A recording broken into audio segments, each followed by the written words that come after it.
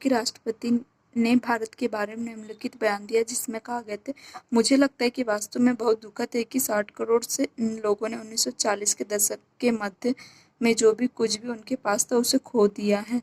हाँ, मुझे आशा है कि समय के साथ लोकतांत्रिक प्रक्रिया की पुनर्स्थापना हो सकेंगी, जैसा कि हम अमेरिका में चाहते हैं। तो ये किसने कहा था? गेरोल्ड फोल्ड ने कहा था। गेरोल्ड फोल्ड कौन थी? ये एक अमेरिकी राष्ट्रपति थी, राष्ट्रपति थे, 38वें राष्ट्रपति थे, जिनके कार्यकाल ने 1974-1977 के का दौर था इनके लिए।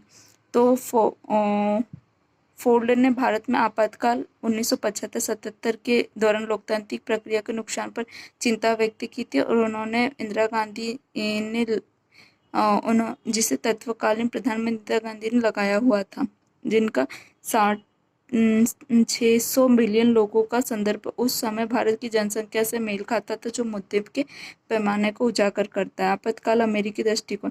आपातकाल के दौरान भारत की स्वतंत्रता पर अंकुश लगाने के लिए लोकतांत्रिक अधिकारों को निलंबित करने के लिए संयुक्त राष्ट्र अमेरिका सहित विश्व स्तर पर आलोचना का सामना करना पड़ा था। फोर्ट का बयान था कि दुनिया भर लोकतंत्र और मानवाधिकार को बढ़ावा देने पर अमेरिकी रुख को दर्शाया गया था। आपातकाल भारत का 75 से 77 में था।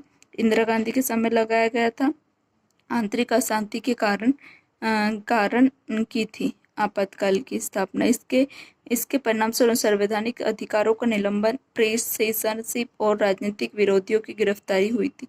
भारत के आम चुनाव के बाद 21 मार्च 1927 को आपातकाल समाप्त हुआ था। गेरोल्ड फोल्ड का राष्ट्रपति पद 1974 में वाटरलैंड कांड के बाद रिचर्ड निक्सन के इस्तीफा के बाद राष्ट्रपति बनी थी। रिचर्ड निक्सन के बाद में यह राष्ट्रपति बने, गेरोल्ड फोल्ड बने थे। हाँ, 1974 में। 70 के दशक के दौरान भारत अमेरिका संबंध यहाँ पे दिखाई देते। शीत युद्ध का दौर था 70 के दशक में, और भारत ने गुटनिरपेक्षता की नीति बनाई थी, लेकिन सोवियत संघ के साथ घनिष्ठ संबंध, जिससे अमेरिका के साथ कुछ घर्षण हुआ था।